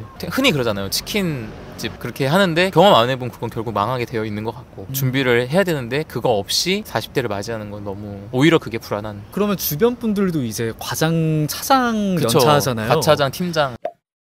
둘 중 하나인 것 같아요. 불안감을 느끼고 있던가 만족감을 못 느끼고 있던가. 그러니까 불안감을 느끼는 사람은 뭔가 쫓겨서 준비라도 할 텐데 만족을 못 느끼는 경우는 내가 여기서 지금 뭐 하고 있지? 그러니까 이런 게 한 번씩은 다 오는 것 같아요. 정말 30대 신입사원부터 지금까지 달려왔는데 본인만의 의미를 못 찾으신 분들은 현타가 온다라는 말씀이신 거죠? 그럴 수밖에 없는 게 이게 윗사람들한테 맞춰주는 직장 생활을 해서 살아남았을 가능성이 크잖아요. 이제 직장 생활 잘한다는 게 그런 의미니까. 그러면 내가 뭘 하고 싶었지 정작 이걸 생각해본 시간이 절대적으로 부족할 거란 말이에요. 항상 상사가 원하는 거 뭐지? 뭐지? 그렇죠. 그거를 고객이 원하는 건 뭐지로 스무스하게 갈아타실 수 있는 분이면 뭐든지 잘 하시겠지만 지시에 의해서 움직이는 게 편하신 분이었다면은 불안이 커지기 시작할 때가 되지 않았을까 그런 생각을 저는 합니다. 작년에 또 부업 하나를 새로 시작을 했었거든요. 회사 안에서 다니면서 쇼핑몰 하나를 열었어요. 와디즈도 이제 또 한번 하려고 준비를 하면서 반년 정도 하면서 아는 거예요. 안 되겠구나. 사이즈 나온다. 사이즈 나온다. 네. 이제 실패 경험이 많으니까 보이는 거죠 벌써. 내가 지금 뭔가를 실행하는 게 중요한 게 아니라 인풋이 필요한 것 같다. 독서랑 글쓰기를 이제 시작을 했는데 그때 마침 드로우 앤드류님 그분이 이제 그런 얘기를 하신 적이 있어요. 사람을 먼저 모으고 그 사람들이 원하는 걸 만들어서 판매하는 거다. 사람 먼저 모아야 된다. 사람 먼저 모아야 된다. 그런 얘기를 했는데 그 방법을 사실 잘 모르겠는 거예요. 독서랑 글쓰기 막 시작할 때 여전히 자기 개발 영상을 많이 보고 있었는데 그때 마침 또 드로우 앤드류님이 프로세스 이코노미라는 책을 얘기하시면서 과정을 공유하라고 그걸 딱 보고 아 그래 나도 독서랑 글쓰기를 해나가는 과정을 한번 인스타로 공유해보자. 그래서 북스타그램을 해봐야겠다 해서 인스타그램을 시작을 한 게 이제 시작한 계기죠. 처음에 사실 사람을 막 모일 거라고 기대하고 시작한 게 아니라 저는 과정을 기록만 하자였는데 뭐 책 얘기만 하는 게 아니라 이제 제 실패 경험이나 이런 것들이 많이 있으니까 이런 걸 얘기를 해봐야겠다 하나씩 풀기 시작했더니 이상하게 사람들이 많이 몰려와서 지금 이제 1만 팔로워 계정이 되었는데 아 이걸 계속 해야겠다. 근데 이제 꾸준히 매일 2시간씩 독서랑 글쓰기를 하는 게 보이니까 한 2달 정도 했을 때부터 사람들이 그렇게 꾸준히 어떻게 열심히 하냐 이런 걸 물어보더라고요. 제가 이제 프로작심 3일러인데 꾸준히 하려고 저도 노력한 게 있거든요. 그걸 한번 알려봐 드릴까요? 그랬더니 알려봐 달라 그래서 알려봐 드리고 이렇게 하다 보니까 시스템화를 시킨 거죠. 시스템화를 시켰죠. 그게 3달, 4달 됐을 때 유료 챌린지가 되면서 수입이 한번 일어났어요. 그래서 그때 알았어요. 사람을 모아서 이 사람들이 원하는 걸 해줘서 돈을 번다는 게 뭔지를 그때 경험을 해본 거죠. 앞으로 난 이 길을 가야겠다. 뭔가 상품을 만들고 사람들한테 판매를 한다는 거는 어쨌든 그걸 구매할 사람들이 있어야 된다는 건데 그쵸. 인스타나 유튜브나 그런 SNS에서 컨텐츠를 통해서 사람들을 모으면 되겠는구나 네. 이거를 깨닫게 된 거죠. 처음으로 알게 됐죠. 그 얘기를 이해를 못하다가 해보면서 알게 되는. 제가 인스타그램 시작했던 거는 사실 브랜딩 공부를 꾸준히 해서 정확히는 2년 뒤에 패션 브랜드를 저질러 보자. 그래서 2년 동안 열심히 브랜딩 공부를 해보자. 이랬는데 브랜딩 관련된 책만 계속 읽다가 퍼스널 브랜딩 관련된 책들도 읽기 시작하다 보니까 내 퍼스널 브랜딩을 어떻게 해야겠다. 그리고 그거를 내 거에 적용하면서 알아가는 것들을 사람들한테 알려주기 시작했죠. 제가 지금 부콘이라는 곳에서 퍼스널 브랜딩을 알려드리는 강의도 하고 있고 컨설팅도 해드리고 있고 관련된 컨텐츠도 만들고 있고 하면서 지금은 퍼스널 브랜딩 관련된 얘기를 하고 있어요. 그래서 제가 정한 현재 저의 직업은 퍼스널 브랜딩 이니시에이터. 시작을 도와주는. 맞아요. 퍼스널 브랜딩을 시작하게끔 도와주는 사람으로 내가 역할을 하자. 그렇게 해서 이걸 하고 있고 굉장히 극명한데 그러니까 퍼스널 브랜딩이라는 걸 하기 전까지는 이제 돈 버는 일은 정해져 있고 내가 그 일에 맞춰서 돈을 버는 법만 알고 있었는데 퍼스널 브랜딩을 하면서 알게 된 거는 나한테 맞는 일을 만들어서 사람들한테 가치로서 전달을 하면 이게 돈이 되는구나. 돈 버는 프로세스가 아예 바뀌었어요. 정말 기준이 일이냐 나냐 그걸로 바뀐 거잖아요. 네, 너무 극명하게 바뀌는 거죠. 그렇잖아요. 자격증을 따던 취업 준비를 하던 해서 거기에 맞춰서 나를 우겨 넣고 거기에 맞는 것들을 해주면서 돈을 벌었던 인생인데 나는 사각형인데 동그라미 툴에 나를 계속해서 맞추려고 하다 보니까 무진장 깎여 나갔죠. 그렇죠. 네, 그랬는데 처음으로 제가 요즘 계속 행복하다는 표현을 하는데 내가 하고 싶은 것들로 공유하면서 사람이 모이니까 그걸 자꾸 알려달래요. 그런 것들을 해드리면서 이분들한테 저는 감사하다는 얘기 들으면서 제 가치를 드리고 이분들은 감사의 표현으로 돈까지 주시네? 이렇게 해서 돈을 벌 수 있는 거구나. 비즈니스라는 게 어려운 게 아니구나. 네, 그렇죠. 이게 비즈니스가 될 거라고 생각을 못했죠, 사실. 퍼스널 브랜딩을 저도 이제 처음에 하려고 시작한 게 아니잖아요. 제가 독서랑 글쓰기를 꾸준히 하려고 시작을 한 건데 그게 제 퍼스널 브랜딩이 되어줬다. 그러니까 내가 지금 간절히 하고 싶던가 내가 정말 너무 좋아서 매일 이거 하면은 지친 일상을 이겨낼 수 있겠다 하는 그런 하고 싶은 일 그걸 주제로 하시는 게 좋을 것 같아요. 좋아하는 그거를 꾸준히 잘하게 만들어 가겠다 매일. 그리고 알아가는 과정을 사람들한테 알려줘야겠다. 이렇게 하시면 컨텐츠까지 자연스럽게 연결되지 않을까.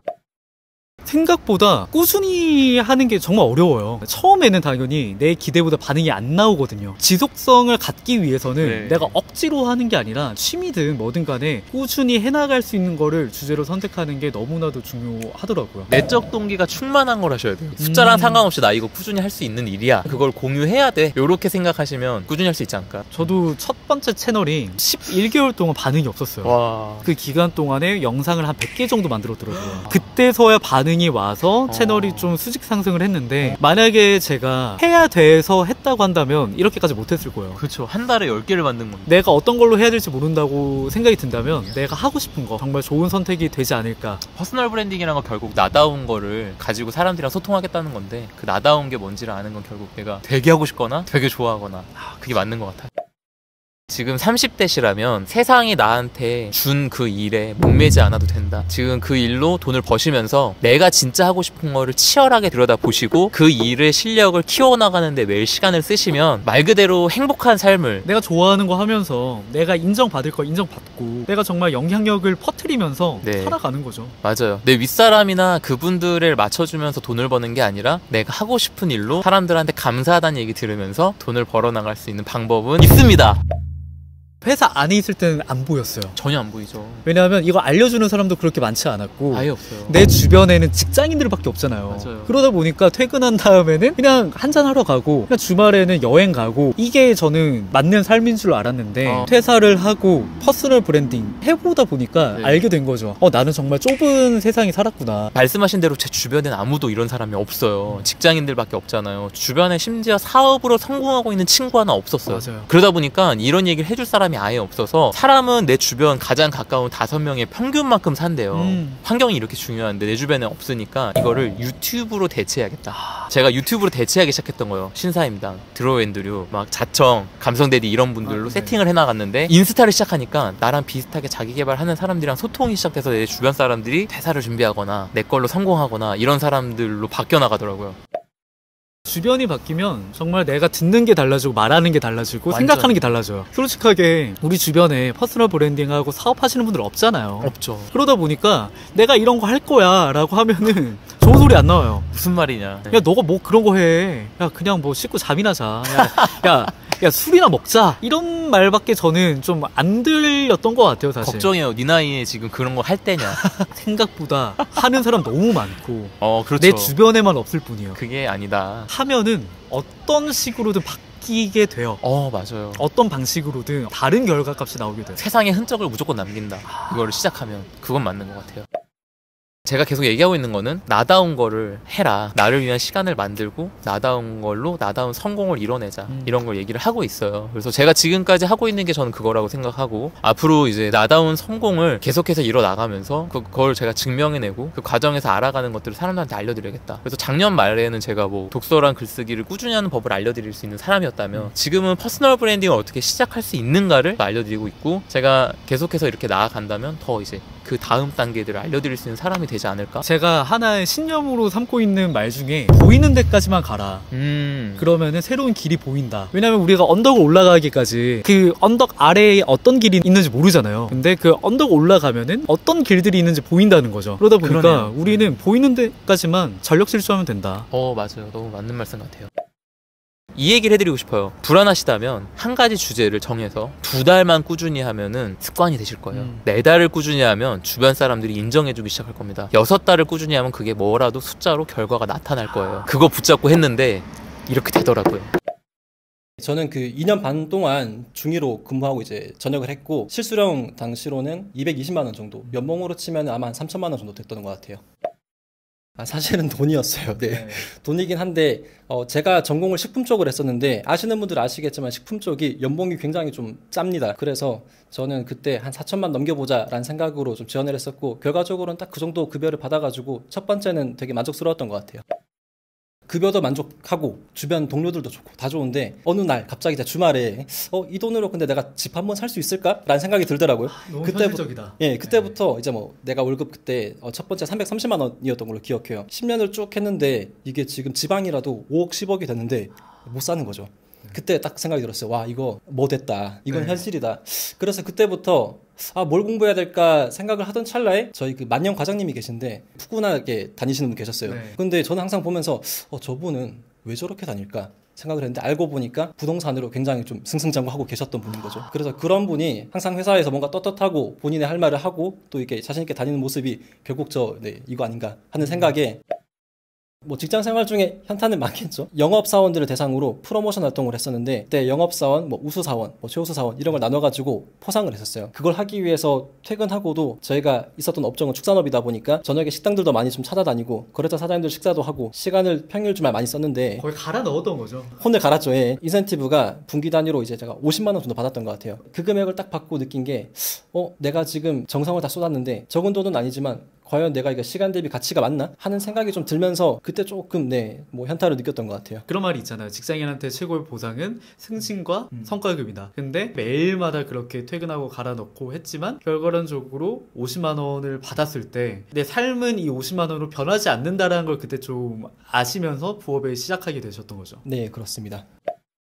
부동산 해보려고 했는데 사실 뭐 20 후반이 돈이 뭐가 있겠어요. 그래서 부동산은 어렵고 일단 그때 주식 공부해보자. 지금 당장은 어렵다. 그렇죠. 네, 소액으로 할 수 있는 주식을 해보자 했었는데 마침 그때가 코로나였던 2월이었어요. 운 좋은 계기로 그렇게 또 진입해가지고 또 열심히 처음에 주식을 공부했었습니다. 한 뭐 반토막 반에 반토막 나고 난리 났었잖아요. 그렇죠. 주식을 공부를 열심히 했어요. 전업 투자자한테 따로 배워가지고 뭐 트레이딩도 해보고 미국장도 공부를 해보고. 근데 그러다 보니까 우연찮게 같이 회사 다니던 선임이 유튜브 한번 해봐라 그래가지고 그때 이제 그걸 공부한 걸 바탕으로 유튜브를 이제 시작을 해봤어요. 아, 내가 주식을 어차피 투자하기 위해서 내가 공부를 해야 되는데 그 공부한 걸 그냥 유튜브에 한번 올려보자. 네. 결과는 어땠나요? 2달 차에 구독자가 너무 안 올라가지고 여기 원형 탈모가 오게 됐었어요. 그때 거래처 사장님께서 사장님 뒤통수에 빵꾸 났어요 그러는 거예요. 그래가지고 거울 딱 봤더니 진짜 이만한 빵꾸 있는 거예요. 그래서 회사 일 때문에 빵꾸 난 것도 아니고 유튜브 때문에 빵꾸 받았네. 근데 회사분들은 야 너 스트레스 받아서 그런 거 아니야 하는데 차마 그것 때문에 말할 수가 없죠. 그쵸. 아마 지금 이거 보시면은 네 그럴 거 아실 것 같은데 빵꾸가 메꿔질 때쯤에 어느 정도 유튜브가 결과가 나왔나요? 근데 4달쯤 지났을 때 구독자도 한 4, 5천 명까지 됐었고 얼굴 없는 유튜버였었는데 국내에서 그 경제 쪽으로 MCN 회사 중에 좀 가장 큰 곳에서 연락이 왔었어요. 성과라면 성과였던 것 같아요. 근데 저도 메타인지가 돼 있다 보니까 아 이거 지금 내 짬바에서 아직 뭐 할 게 도저히 아니다. 저는 뭐 내세울 레퍼런스도 없고 뭐 전문적인 지식도 없고 그래서 한 6개월쯤 됐을 때 현실적으로 이건 내가 접어야 되겠다라는 생각이 들었던 것 같아요. 아, 우상향 곡선을 타고 있는데 네. 여기서는 내 장기성이 안 보인다라는 생각 때문에 접으신 거예요? 유튜브가 본인 PR하기엔 좋은데 제가 PR하기엔 제 그 근본이 되게 작았던 것 같아요. 그래서 내 근본을 좀 더 키워놓고 공부를 하는 시간을 충분히 가지고 다시 돌아오자라는 생각이 좀 들었던 것 같아요. 진짜 전문적인 주식 트레이더나 아니면 전문가가 될 거라는 비전이 있었으면은 내가 계속해서 공부하면서 했을 텐데 내 목표는 그런 방향이라기보다는 그냥 내가 공부한 거를 공유해보자라는 그 정도였기 때문에 이 주식에 대해서 저도 좀 이제 새가슴이다 보니까 이 오르락내리락 할 때 솔직히 뭐 안 떨릴 수는 없더라고요. 그래서 이거를 내가 업으로 남들한테 좀 떳떳하게 얼굴 내놓고 하기에는 솔직히 좀 아직은 좀 내 수준이 안 된다라는 생각이 좀 강하게 들었던 것 같아요.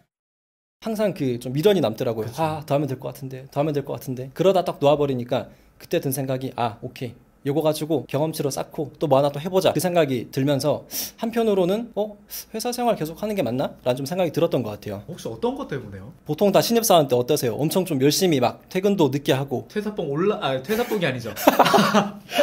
회사봉이 올라가가지고 네. 엄청 회사봉 받아가지고 평일 주말 반납 없이 엄청 열심히 하는데 한 1, 2년 지나버리니까 어느 순간 제 그 모습이 사라져 있더라고요. 매너리즘이 오는 거죠. 예. 그때 든 생각은 아, 나 회사 처음에 취업할 때는 시즌이 또 힘드니까 나만 붙여주면은 솔직히 어디 가도 진짜 뭐 다 열심히 하겠다, 잘하겠다, 성과 내겠다 생각이 있었는데 어느 순간 돌아보니 나 남들보다 그냥 조금만 더 열심히 하면 된다 이런 생각 가지고 있더라고요. 그때부터 근무도 약간 어찌 보면 태도적으로서 좀 태만도 하게 되고 열심히 안 하는 모습 보면서 아, 이거 이러다가 나 좀 사회에서 좀 이제 도태되겠다. 능력이 많이 좀 떨어지고 그렇게 되겠다 생각이 들어가지고 해외 구매 대행이라는 최근에 좀 부업으로 많이 이슈가 되고 있는 그 부업에 좀 도전을 했었습니다. 제가 여기 도전했던 이유는 크게 2가지였던 것 같아요. 투자를 할 때는 아무래도 또 제가 많이 잃기도 했었고 벌기도 해봤는데 항상 잃을 수 있다는 그 불안감이 난 고정급여는 정해져 있는데 이것보다 더 잃으면 어떡하지? 좀 이런 것 때문에 불안했던 것 같아요. 그래서 이것보단 좀 안정적인 거. 유튜브 같은 경우는 제가 6개월에서 1년 정도 바짝 집중을 해봤는데 일주일에 제가 갈아놓은 시간이 한 3, 40시간 됐던 것 같아요. 일주일에 퇴근한 다음에 그쵸. 어떤 때는 주말에 사람 한 명도 못 만나고 아침 8시부터 새벽 1시까지 이틀 보낸 적도 있었어요. 그런 식으로 해서 쭉 6달 동안 구독자 5,000명을 만들어 봤는데 그러고 나니까 저한테 이제 실질적인 뭐 애드센스라든지 어떻게 수익으로 바로 이어지는 건 잘 없는 것 같더라고요. 아마 시급으로 치면은 한 200원 정도 되지 않을까. 네. 200원 정도? 네.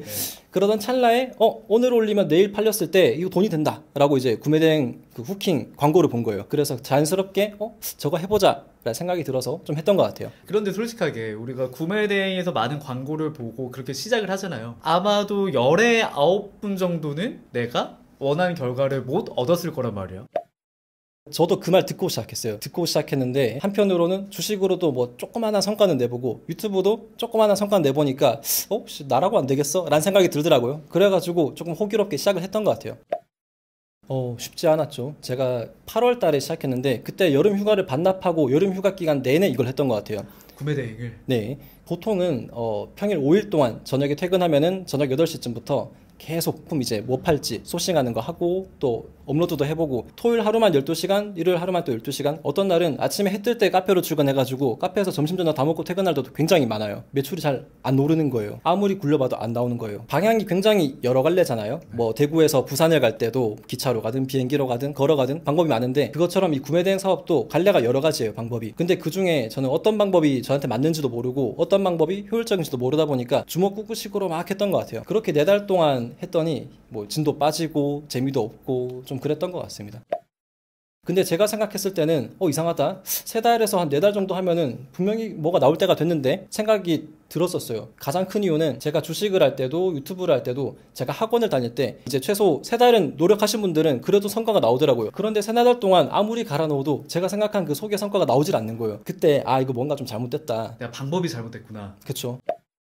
퇴사하기 전에 이미 한 200이 벌렸는데 저도 그 200을 벌기까지가 쉽진 않았지만 퇴사를 하고 이것만 좀 온전히 해본다면 어떨까? 좀 생각이 많이 들었던 것 같아요. 그러고 제가 또 직무가 영업이었는데 만나는 사장님, 대표님들 만나보면은 항상 뭐 수동아 퇴사하고 네 일 해야 된다 이 말을 항상 하시는데 거기에 플러스로 어깨너머로 딱 보니까 저 사장님 나보다 일하는 시간 적은데 돈 많이 버시네? 이런 생각이 좀 많이 들더라고요. 그때 한편으로 근무하는 노동시간만이 답은 아니다라는 생각도 들고 항상 그 시스템을 만들어야 된다라는 어른들 말씀이 좀 생각이 나더라고요. 그때 뭐 이런저런 좀 퇴사 욕구도 올라오고 해가지고 좀 결정적으로 나왔던 것 같아요. 이걸로 전업으로 뛰어들긴 힘드니까 이 방향을 뭔가 좀 바로잡기 위해 가지고 저는 제대로 시간을 많이 썼으니까 이번엔 남의 노하우를 좀 뽑아보자 하는 생각으로 뭐 이것저것 좀 강의를 들었던 것 같습니다. 제가 주식에도 한 500, 유튜브도 한 500 썼었는데 구매 대행엔 한 1000만 원 정도 쓴 것 같아요. 우리 직장인 월급이 한 달에 대기업을 다닌다고 해도 한 330, 350선이잖아요, 사실. 네. 문과 대기업은 특히 더 그렇잖아요. 네. 근데 이런 부업 쪽에만 한 2천만 원을 쓰셨다는 건데 효과가 없다고 하면 사실 거짓말인 것 같아요. 유튜브에도 무료 정보는 많지만 확실히 유료는 유료인 이유가 있다라고 좀 느꼈어요. 그래서 일단 유튜브에 검색했을 때 나오는 유명한 분들 거를 진짜 다 들어봤어요. 다 들어봤더니 그분들의 공통점이 좀 보이더라고요. 그때 이제 한번 깼었던 것 같아요. 이게 이 맥락은 이거구나 하고 느꼈던 시점이 한 3월쯤이었는데 2달 동안 경험치를 확 키웠던 것 같아요. 첫 번째로는 장교로 복무했던 이제 2년 반 정도였고 근무 환경 같은 거 내가 좀 더 돈을 더 많이 벌어보고 싶다. 명령도 좋지만 그런 거에 대해 좀 욕심이 있어서 나왔다면은 두 번째로는 SPC라는 회사 계열사에서 또 한 2년 반 정도 근무를 했었습니다. 대학생 때부터 꼭 다니고 싶었던 회사였음에도 불구하고 막상 또 조직생활 해보니까 현실이더라고요. 일도 쉽지 않고 식품업계 중에서는 연봉이 그래도 높은 편이었어요. 4천만 원이 뭐 적다면 좋고 많다면 많은 돈인데 막상 받으니까 욕심도 더 생기고 생각 들어가지고 결국 이제 이직을 하게 됐어요. 세 번째로는 하림 계열사에서 2년 반 정도 근무를 했었어요.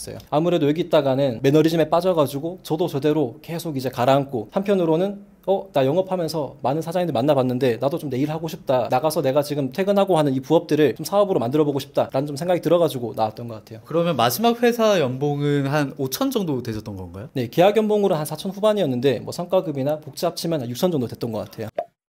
퇴사하고 나서 이거 진짜 춥다였어요. 춥다. 또 1월이었거든요. 많이 춥죠. 저희 데프리카인 대구에서 살다가 5년 만에 올라왔는데 통장도 이제 차가워지고 특히나 또 서울에 친구들이 많이 사는데 서울 오면 연락해라 했는데 도저히 연락을 못 하겠더라고요. 이게 나도 나와서 떳떳하지도 않고 또 연락하자니 또 작아지더라고요. 저도 퇴사한 다음에 첫 당시에는 여행 가고 막 어디 가고 막 이렇게 했는데 돌아오고 난 다음에 오히려 제가 너무 작아지더라고요. 나는 어쨌든 대기업이라는 명함이 있었는데 그 명함 내려놓고 나니까 내가 없는 거예요. 단지 30살 먹은 백수에 불과하구나. 그러다 보니까 주변 지인들이나 뭐 친구들이나 다 연락을 좀 끊고 살았던 것 같아요. 아무래도 또 제가 자주 연락하고 또 친구처럼 지냈던 거래처 분들도 당연히 뭐 일 연락 아니면 사실 좀 하기 힘들잖아요. 당연히 거래처들도 연락이 없고 친구들 같은 경우도 저도 연락 못하고 이 친구들도 제가 어려워할 게 보이나 봐요. 연락 잘 못하더라고요. 그런 게 마음속에 좀 있으면서 좋게 말하면 열정, 나쁘게 말하면은 뭐 도끼가 좀 생겼던 것 같아요. 현실적으로 말씀드리면은 자려고 누웠는데 잠이 안 와서 눈을 감고 밤을 샜던 게 몇 번 있었던 것 같아요. 맞아요. 뭐 표현하기가 그렇긴 한데 쥐고 있는 걸 내려놓고 왔다 보니까 아무래도 그것보다 몇 배는 더 내가 잘해야 될 건데 라는 욕심 때문에 그랬던 것 같기도 하고 한편으로는 퇴사할 때 집에서 수동아 하면 1년 해보고 뭐 안 되면 집에 와도 되고 뭐 너 하고 싶은 것도 해라 하는데 1년 뒤에 그렇게 돌아갈 제 모습 생각하니까 열이 받치는 거예요. 또 장남인데 이렇게 돌아가면은 무슨 면으로 또 집에 돌아가나. 한편으로는 또 30 초반에 뭔가 실패한 경험이 있으면은 크리티컬 하잖아요 그때가. 그래서 무조건 결과 만들어야 된다. 좀 그런 것 때문에 많이 불안했던 것 같아요. 가장 불안했던 건 이거였어요. 회사 밖에 나오니까 아무것도 아니잖아요. 지금 하고 있는 거에서 성과는 안 나오니까 나 망했다 이런 생각이 미친 듯이 들면서 잠도 안 오고. 근데 저는 그때 친구도 만나보고 술도 먹어보고 다 했는데 안 풀리는 거예요. 왜냐면 아무리 해도 그건 회피에 불과했으니까. 이때 전 깨달았던 것 같아요. 불안감도 에너지다. 이 에너지를 어디에 쓸지는 내가 정하는 거잖아요. 100번 공감하는 게, 불안한 만큼 이거를 피하는 사람이 있고 불안한 만큼 더 열심히 하는 사람이 있는데, 저 같은 경우는 불안한 만큼 더 열심히 하는 과였던 것 같아요. 일을 한다고 열심히 했죠. 부업할 때도 퇴근하면 밤 8시부터 새벽 2, 3시까지 했던 것처럼 지금은 온전히 집중해서 아침 8시 9시부터 새벽 1, 2시까지 월화수목금토 일요일까지 주 7일을 한 3-4달 한 것 같아요. 항상 그렇게 일을 하다가도 어느 날 갑자기 마음속에 불안함이 딱 생기는 거예요. 그럼 그때 이 생각을 했어요. 저는 내가 지금 이 패턴, 루틴에 익숙해졌구나. 이 불안함도 쓸데없는 감정이에요. 이 불안함을 없애기 위해 가지고 일을 더 타이트하게 했던 것 같아요. 그래서 새로운 걸 시도하면은 또 머릿속에 그런 잡념, 잡생각이 들지 않기 때문에 하고 있던 일을 계속 패턴을 바꿔가지고 다른 일을 한다거나, 그렇게 좀 많이 극복을 했던 것 같아요. 한 번씩 회사에서 그런 말 있잖아요. 열심히 하지 말고 제발 좀 잘해라. 똑같은 일을 해도 더 효율적으로 더 빠르게 하는 사람들 있잖아요. 저는 이때까지 4개월 동안 부업을 했던 거는 어찌 보면 저는 제 방식을 찾아가면서 주먹구구식으로 걸어갔던 것 같아요. 그런 측면에서 봤을 때 부산에서 서울을 가도 걸어가는 사람 있고 비행기 타는 사람 있듯이, 항상 유튜브에 검색해보면은 이걸로 1,000만 원 벌었어요, 2,000만 원 벌었어요, 막 수두룩 빽빽하게 나오니까 나는 왜 못할까? 이런 생각 들다가, 그럼 저 사람들은 부산에서 서울을 지금 비행기 타고 가고 있구나, 그 생각이 들어서 저 사람들 한번 노하우를 싹 한번 배워봐야겠다 생각이 들었어요. 퇴사한 다음에 여기 올인할 거라고 생각을 했으면은 여기 투자하는 게 맞다라고 생각을 하셨던 건가요? 그렇죠. 아무래도 지금 먹고 사는 게 사실 가장 중요하니까 이거는 더 이상 뭐 돌아볼 것도 없고 돌아갈 것도 없다라고 생각했어요. 그래서 지금 이걸 배우는 거 아니면은 당장 내가 할 일은 없다 생각하고 좀 열심히 배워봤던 것 같아요. 솔직하게 그 돈 1,000만 원 값을 했나요? 감히 말씀드리면은 제가 들었던 수강생 동기분들이 다 합치면 100명은 넘을 건데, 그 중에 돈값을 했다라고 느끼는 사람은 제 생각엔 한 2명 정도, 저 포함해서 하나씩 좀 제 일에 적용을 해보면서 한 3달, 4달, 5달 매출이 안 나오는 구간 동안에도 좀 열심히 뛰어들었었는데 결과가 나왔고, 한편으로는 제가 말씀드린 98명 있죠. 그분들은 제가 같은 카톡방에 있어서 알잖아요. 한 달이 지나고 강의 기간이 끝나버리면은 사실상 다 이제 지치거나 놓으시면서 포기를 했던 것 같아요. 강의비를 지출한 만큼 도움이 됐다라기보다 그 강의비를 추출하고 열심히 따라준 나였기 때문에 좀 저는 효과를 보지 않았나라는 그런 생각을 합니다. 거기서 어느 정도 성과가 나오신 거잖아요. 거기에 한 군데만 올인을 하셨던 건가요? 구매 대행 하나만 올인한 건 또 아니에요. 제가 성격상 뭔가 하나씩 집중하면은 나머지 또 서브를 또 항상 끌고 가는 성격이 있어가지고, 제가 그 강의 들을 때 항상 강의가 어땠는지 후기들을 제 블로그에 기록하기도 했었고, 일기를 기록하는 식으로 한 3, 4, 5월까지 쭉 하다 보니까 기대하지 않던 반응이 막 계속 보이는 거예요. 그때부터 관심이 좀 생기고 상위 노출이라든지 좀 이런 걸 공부를 하면서 지금은 네이버에 구매 대행 검색하면은 웬만한 포스팅은 제가 다 상위에 노출될 만큼 성과를 낸 것 같아요.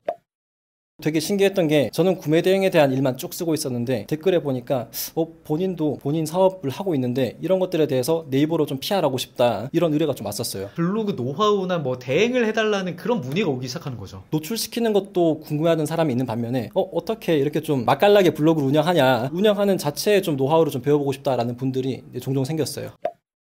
해외 구매 대행 쇼핑몰 운영하고 있고, 블로그를 통해 가지고 이제 상위 노출에 대한 거나 혹은 본인을 좀 브랜딩하고 싶다 하는 분들이 수요가 이제 댓글로 생겨서, 그런 분들을 위해서 광고 대행을 좀 준비해보자 생각하고 있습니다. 어떻게 보면은 내가 했던 것들을 기반으로 상품을 만들고 계신 거네요, 지금. 처음에 이걸 가지고 뭔가 만들어 볼 생각은 전혀 없었어요. 블로그를 가지고 내가 하고 있는 일들을 기록하고 연이 닿으면은 기회가 생기겠지라고 생각했는데, 한편으로는 이렇게 또 저도 인터뷰를 하고 있고 또 그런 기회까지 생긴 것 같습니다.